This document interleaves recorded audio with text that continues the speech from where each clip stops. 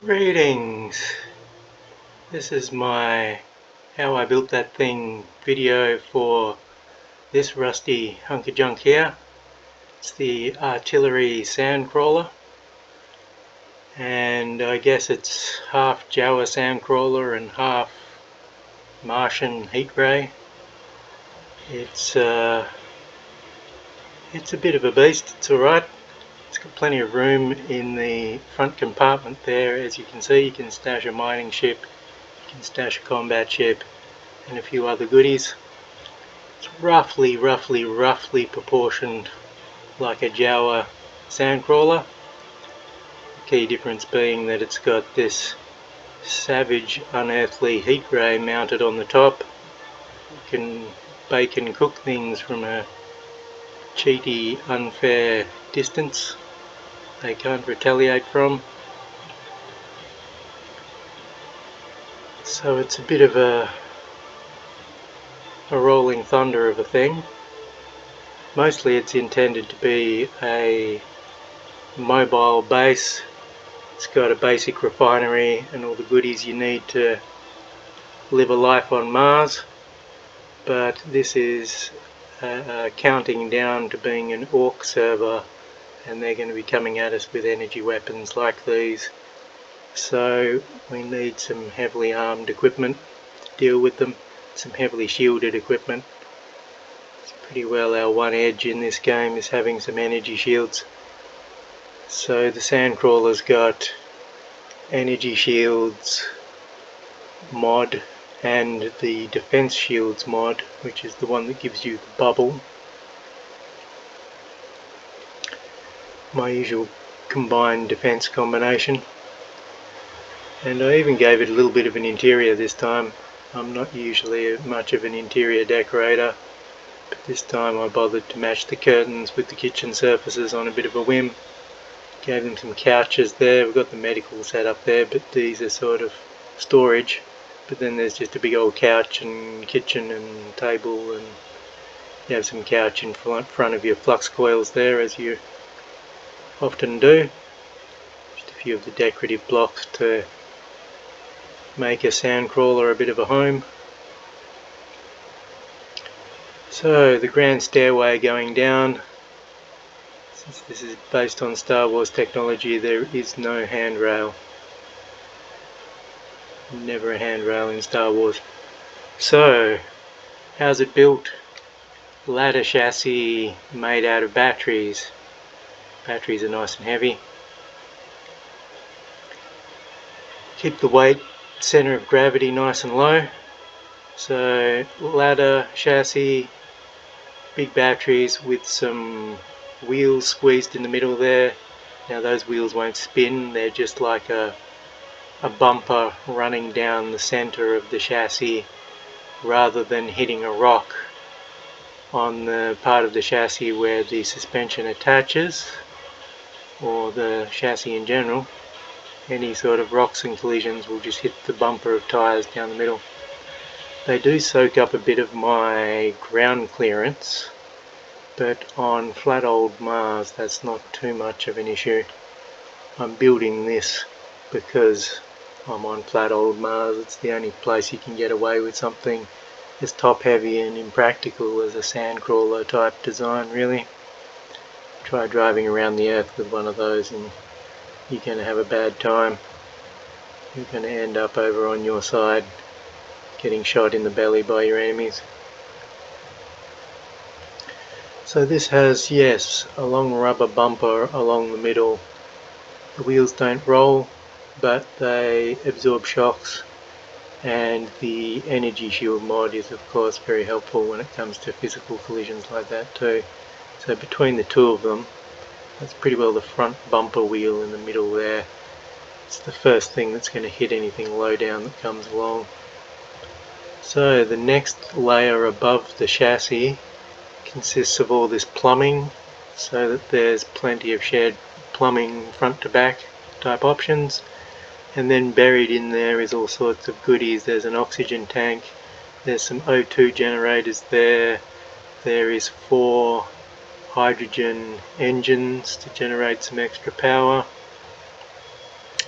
4 hydrogen engines, 4 O2 generators, an oxygen bottle, and a remote drill so that I can slurp up some ice and keep everything on board nice and fueled, and get some stone and potentially other goodies for the basic refinery that's on board.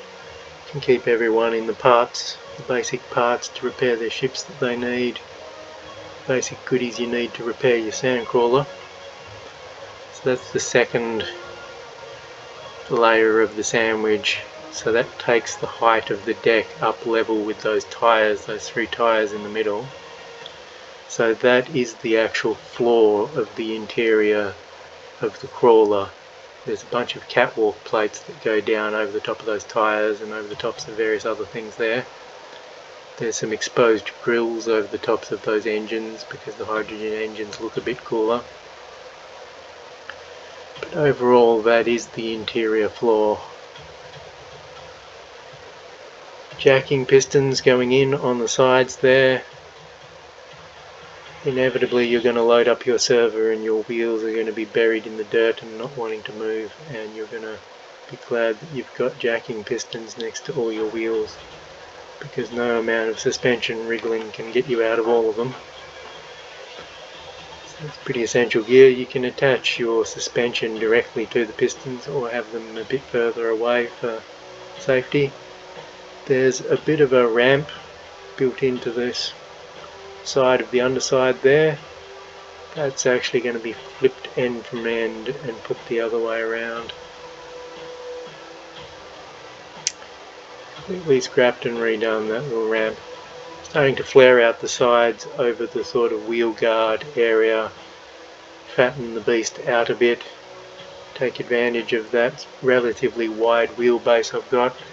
Even though the suspension is only 3 blocks apart, the mounting's in the middle, still a decent wheel width. So 3 containers for general purpose at the back, 1 big container just for ingots at the top, and this is the refinery assembler setup with the refinery on the right there. You've got the ore feeder coming into the refinery, then the ingot feeder coming out of the refinery into the ingot box in the middle. This snaky pipe lets the assembler take ingots from the ingot box, and the sorter spits them back into the ingot box so they don't build up and clog it. And then the sorter on the far left sucks the finished components out of the assembler and puts them back into general storage for everyone to use and build their ships and bits out of. And that's the basic 4 sorter kind of setup I've got for this little arrangement. Works quite well. That reactor's going to move, you can bet on that. 2 hydrogen fuel tanks have been added left and right, plugged in directly above the 3 main cargoes back there. Still got a floor made out of engines and junk, but I'm starting to position those stairs and get an idea where I wanted those stairs. They pass up in front of the assembler, so if you want to manually grab some stuff from the assembler, you do it while you're walking up the stairs. Speaking of stairs, extending the stairs up and zigzagging them up. I knew I was going to have an upper deck, I wasn't completely sure what height yet. Testing out some spigots in the landing bay, so there's some catwalk plates going down in the landing bay. There's the little setup at the back with the 2 cryos and the survival kit. Keep you going. So that's the ramp goes down next to the survival kit there. It's been repositioned so that you access the back of the vehicle where the survival kit is when you come on board the ramp. Windows and sides have gone in. That's more windows than I planned to have. The reactor's been moved and plonked on top of a stack of batteries at the back there, so that's the final proper position for the reactor. What else? So this is where this little catwalk ends up. It's down this side and it spits you out here where you can get access to the survival kit quickly and recharge yourself.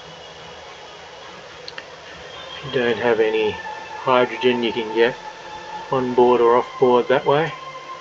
Or if heaven forfend you've got a no jetpack server and you're dealing with the sheer horror of that, you're going to need a little foot ramp of some kind. So, two nice long rows of cargo just bristling with guns. Getting an idea of where I wanted to put the top deck of things. Rearranging my ore draining sorters. So that's a slurp everything sorter right there. You park a ship on that and it'll drain all your junk, your salvage, your ore, your whatever. Whatever's not nailed down, it'll slurp out.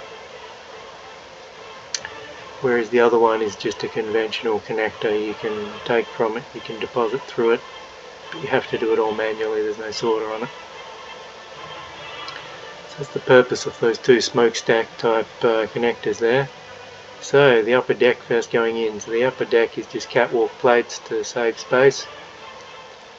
No need to make the landing bay smaller by putting a big fat deck in.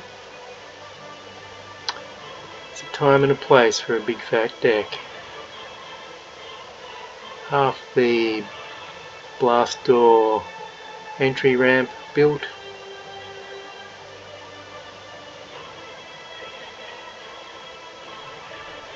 So this little ramp gets a few remodelings, but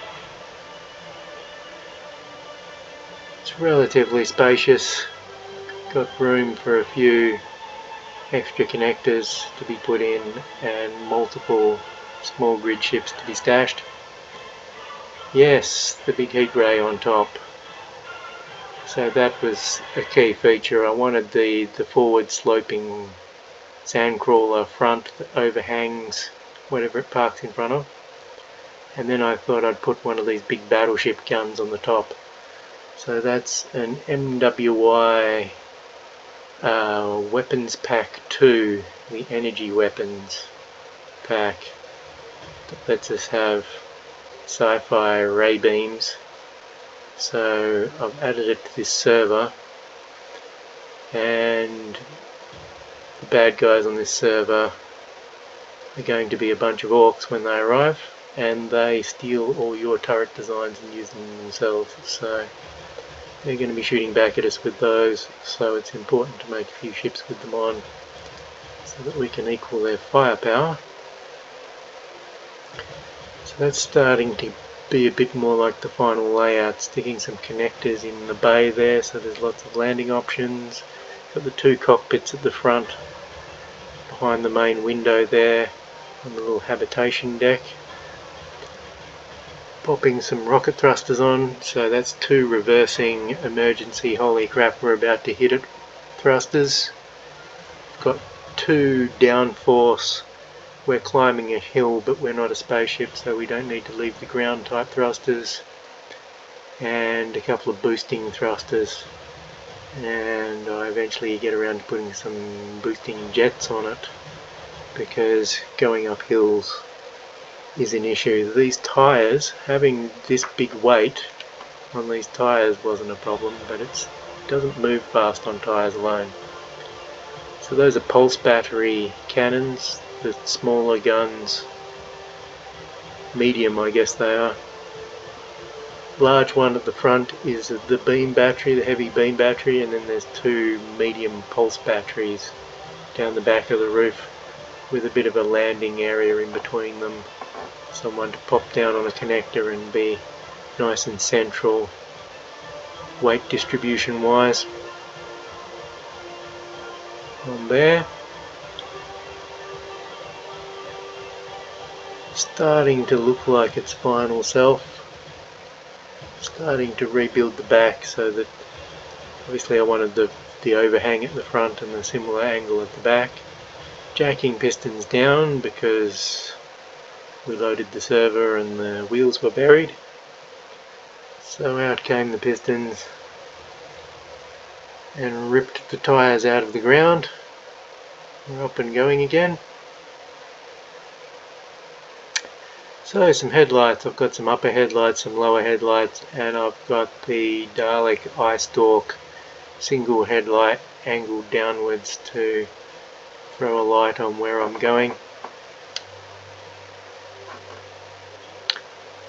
That's most of the deck plates in. That's the rampy door finished. It's not really designed to take rovers on board. I'm not that interested in having a rover that comes out of a rover and does rover things when I've already got a rover. Much rather have a rover full of aircraft that it can refuel and repair and etc. Starting to look like its rusty, battered, old finished self. Obviously I've gone with the battered armour in a sort of Coke bottle brown, rusty kind of look because it's a Jawa Sandcrawler, so it's made out of scrap metal scavenged from the desert floor. So it has to have the appropriate look for that. There's the underside headlights a bit closer to the ground where they can light up the ground. Make sure I don't run aground on any rocks or bundies on the Martian surface. Got the 3 containers at the back there, have hatches ready to be plumbed into any extra gadgets and gizmos I need to build out the back there on the fly. There's a rock dumper at the back and a gravel dumper at the back to get rid of potentially any junk. Gravel is junk and the stone can be weighing me down. So that's how the footbridge works. It spits you out underneath the front wheels. You can charge off and start salvaging the base you just mauled and skedaddle back up it.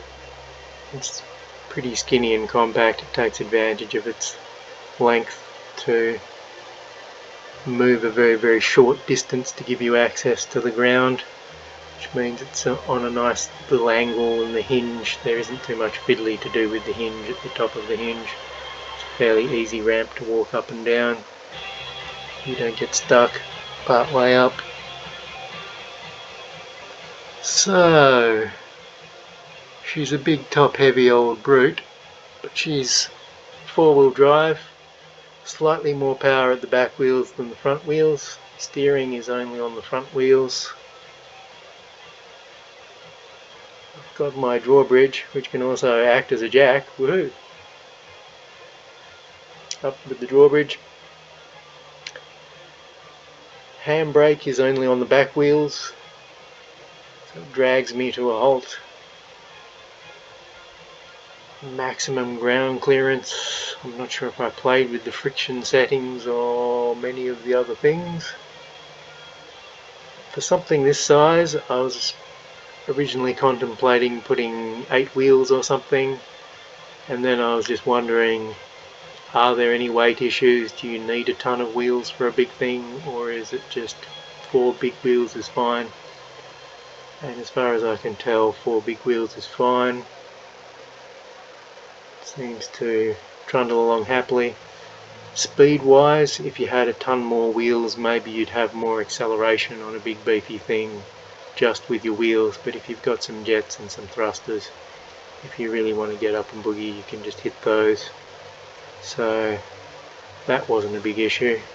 It's a big lumbering mobile base. I wasn't expecting to be sports carring around the dunes doing burnouts or anything. Trundles along steadily and then launches mining ships and other ships, and of course it cooks things with its savage heat ray most of all. So that's pretty well the finished product. That's my dark helmet gate ship stashed inside to one side. It's pretty skinny, it can fit in there. And then Brad's mining ship can be squeezed in on one of the floor connectors here, and there's still plenty of space. We could hang another ship or 2 in the interior here. You could have a whole little collection if you could get enough ships that dock in, have dockers in the right angles for you to plug them all in. So we've got those stashed inside, and of course we've got landing spots on the top, so we can stash some ships on the top, go out on a mining expedition, send Brad out to get some mining done, and he can unload it directly into the Sandcrawler, and it's short range mining for deposits that are miles and miles away from the base. You can just unload them straight into the crawler here, and it can either refine them, or if it's a bit much for a basic refinery, it can just carry them around until we get back to base, sort it out then. So obviously I'm planning to demonstrate my Martian Heat Ray.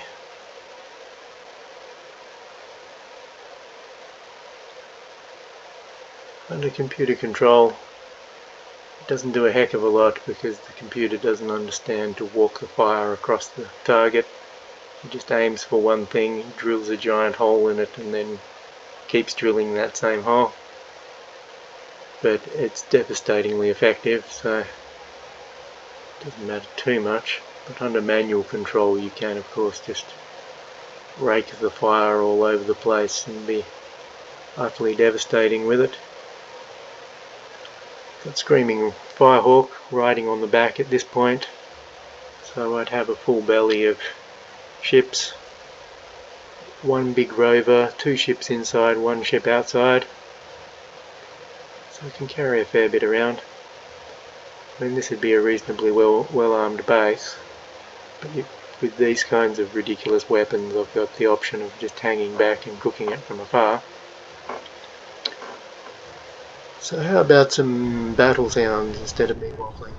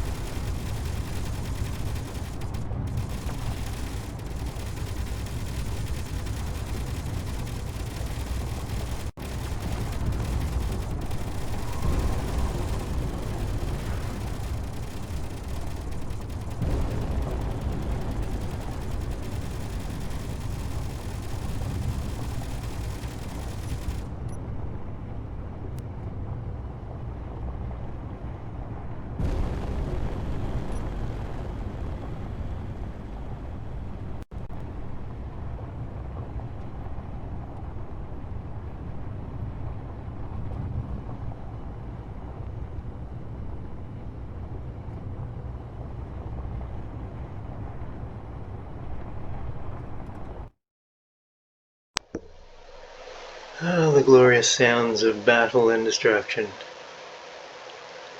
So yes, it can take care of itself in a bit of a close-in scrap, and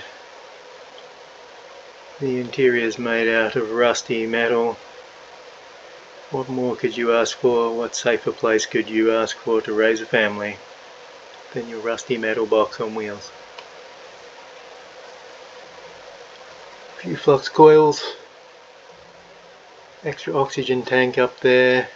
The one and only gyro is switched off. I don't want it trying to be an aircraft when it's supposed to stay on the ground. So a spacious and roomy open plan interior, which is what I'm into.